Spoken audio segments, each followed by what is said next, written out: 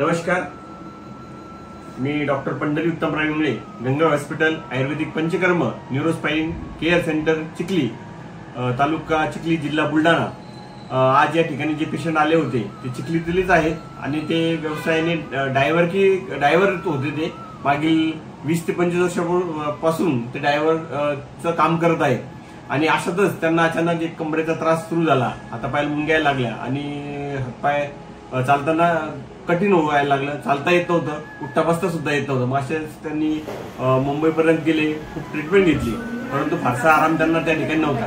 ज्यावेळेस MRIचा रिपोर्ट बघितला तर त्यांचा लंबर लॉर्डरोसिस झालेला आहे आणि L4 L5 मध्ये टियर होतं आणि L3 L4 मध्ये डिस्बल्ज होता।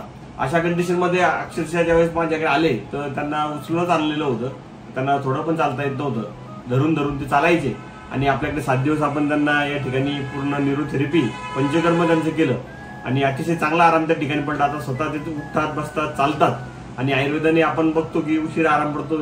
या त्यांना ऑपरेशन सांगितलं होतं, ऑपरेशन न करता आपण 7च दिवसात त्यांना खूप चांगला या ठिकाणी आराम पडला। त्यांना काय त्रास होता त्यांना विचारूया। आमच्या प्रेक्षकांना नाव सांगायला तुम्ही? माझे नाव देवीदास भगवान केसकर, गजानन नगर, चिखली। काय त्रास होता तुम्हाला? माझा असा त्रास होता की मला उठता येत नव्हतं, बसता येत नव्हतं, टोंगळ्याचं असं कटकट कटकट आवाज येत होता। तर फार मी मुंबईपर्यंत जाऊन आलो। मुंबईचा MRI सरांनी दाखवला, 6 महिन्यापासून तकलीफ होती, परंतु 21 तारखेला या महिन्यात मी डॉक्टर साहेबाकडे आलो, त्यांना ते पूर्ण रिपोर्ट दाखवले। ते म्हणून तुम्ही असं करा, काही टेन्शन घेऊ नका, 22 तारखेपासून कंटिन्यू या किंवा मग भरती होऊन जा। मग आम्ही म्हटलं बघ घर जवळ आहे, आम्ही कंटिन्यू येतो। मग कंटिन्यू यायला लागलो आणि ते थेरपी वगैरे त्यांचे मसाज वगैरे करणं ते सुरू करून दिलं। तेव्हापासून आता मला उठता येते, बसता येते, चालता येते। कमराचा त्रास तोही सुद्धा बंद झाला एकदम। कमरात एकदम झोपता येत नव्हते, बसता येत नव्हतं, उठता येत नव्हतं। टोंगळ्याचा त्रास, कटकट आवाज येत होता, तोही बंद झाला। झोप लागायला लागली, चांगली झोपही झोपही लागते चांगली। त्रास होतो काय आता? काहीच त्रास नाही।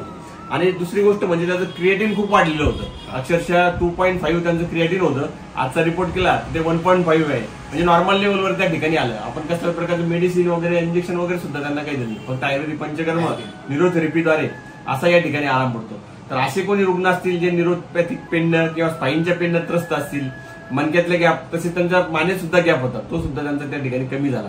असे रुग्ण असतील, ते त्रस्त असतील आणि ऑपरेशन सांगितलं असेल तर आयुर्वेदिक न्यूरोथेरपी आणि आयुर्वेदिक पंचकर्मद्वारे आपण विना ऑपरेशन चांगल्या पद्धतीने आराम त्या ठिकाणी मिळतो।